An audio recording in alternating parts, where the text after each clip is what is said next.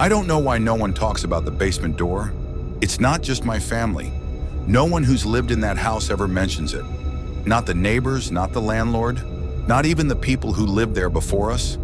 It's like an unspoken rule. You don't ask and you don't open it. I didn't understand that at first. I mean, it was just a door, right? A heavy, dark wooden door in the hallway between the kitchen and the living room. It didn't match the rest of the house. Everything else was light and modern. But that door, it looked ancient, like something pulled from another time. And the weirdest part? There was no knob, just a thick deadbolt, the kind you'd see on a security gate, but it only locked from the outside. That should have been my first warning. For weeks I ignored it.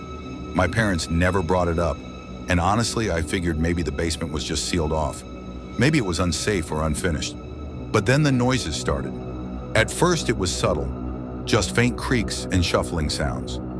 Then one night I heard knocking, slow, rhythmic, coming from the other side. I wasn't the kind of person to scare easily. I didn't believe in ghosts or haunted houses, but something about that door felt wrong. I started paying more attention. The noises weren't random. They happened at specific times, usually late at night when the house was quiet. I'd be sitting in the living room, watching TV, and I'd hear it, a single knock. Then another, a pattern, like someone was waiting for me to answer. One night I decided to bring it up at dinner. Have you guys ever heard anything weird from the basement? My mom barely looked up from her plate.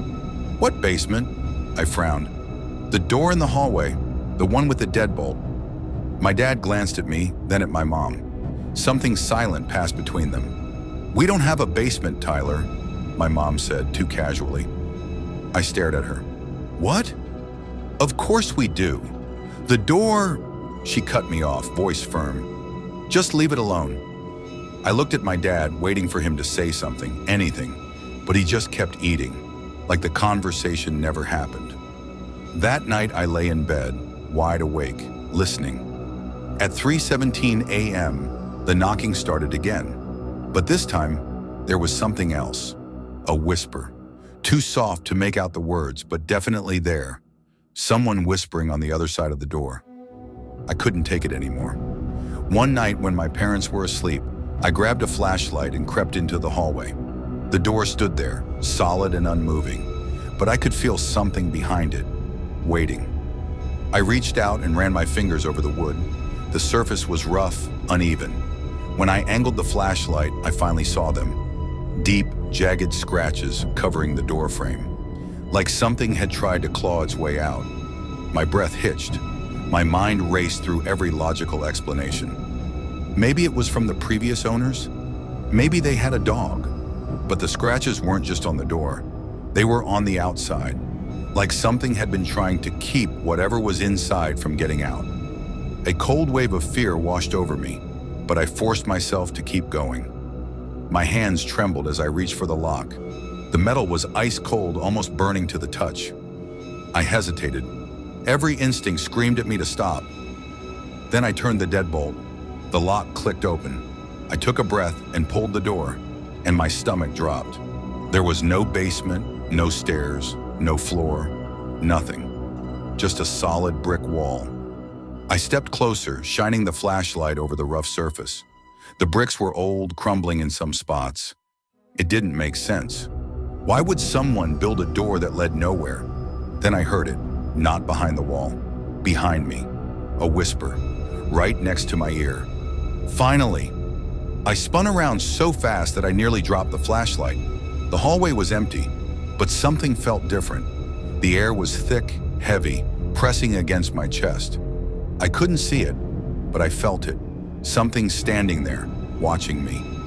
The whispering grew louder. Not one voice, dozens. Faint, overlapping, like a chorus of people speaking just below a whisper. The words were garbled, indistinct, but I could hear one thing clearly. My name. Tyler. The flashlight flickered. The deadbolt on the door clicked. I hadn't touched it. I took a step back as the door, which I knew I had left open, swung shut on its own. The deadbolt slid back into place with a final, echoing click. And just like that, the whispering stopped. The air returned to normal. The heaviness lifted. But I knew whatever had been behind that door was now inside the house, and it knew my name. I didn't sleep that night. The next morning, I told my mom everything. The noises, the scratches, the brick wall, the whispering. She listened quietly, her face unreadable.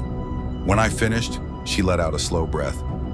I told you to leave it alone. That was the last time we spoke about it. 2 months later, we moved out. I never asked why. My parents never explained. But sometimes late at night, I still hear it. The knocking, the whispering. And I wonder who or what was waiting on the other side. And worse, what did I let out?